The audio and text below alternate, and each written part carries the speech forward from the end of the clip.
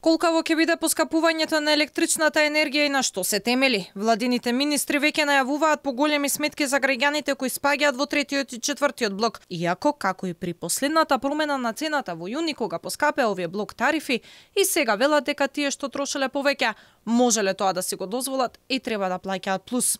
За сите други кои што може да си приуштат да трошат повеќе, но и да платат повеќе, сметам дека е реално и фер да платат пазарна цена која што не би била субвенционирана на начина како што е субвенционирана за 98% од населението. Некакво поскапување сигурно е дека ќе има, бидејќи тоа се најавува веќе долг период. Експертите сметаат дека владата нема да дозволи ценовен шок за граѓаните, ама апелираат при одредувањето на новата цена да се заштитат и државните компании. Според познавачите, новата ставка пристап до мрежа може дополнително да ја оптовари цената ако мрежарината која веќе се плаќа не се намали за истиот износ кој ќе се наплати од така наречениот данок на луксус. Тој пристап кон мрежата, ако сите го плаќаат потрошувачи, изнесува околу 3 милиони евра на месечно ниво, односно на годишно ниво над 30 милиони евра, и тие над 30 милиони евра ќе оптоварат цената.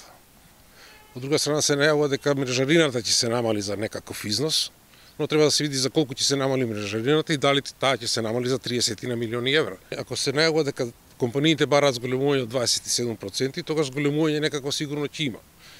Значи не може да се случи да компаниите бараат 27, а на крај да се рече нема да има зголемување. Или не знам, ќе видиме на крај што ќе се случи. Од Регулаторната комисија за енергетика и од владата велат дека оваа ставка ќе донесела правда. Експертите прашуваат како е ова фер и зошто оние кои имаат објекти за кои платиле приклучок имаат мала потрошувачка и редовно плаќаат сметки, сега треба да платат повеќе. Според Туневски, властите морат добро да ја објаснат новата ставка. Разбирате, за одржување на патиштата, например, за да направиме споредба, најмногу треба да плаќат оние што најмногу возат, односно најмногу трошат. Сега се вели ќе плаќат оние што најмалку возат, односно најмалку трошат. Ако тие најмалку возат и најмалку трошат, тие не оптоваруваат мрежата. Мрежата не треба посебно да се одржува ако се работи за потрошувачи кои што не оптеретуваат мрежата, и тогаш едноставно се поставува прашањето тој што не троши, зошто да плаќа за нешто што не ја оптоварува мрежата. Новата цена на струјата ќе важи од 1 јануари, а пресметките и што ќе биде прифатено од барањата ќе се знаат до крајот на идната недела. До сега се знае дека ЕСМ ќе продава поскапа произведена струја на Евана Хоум за 7%, а компаниите побарале поскапување на струјата за домаќинствата од 27%.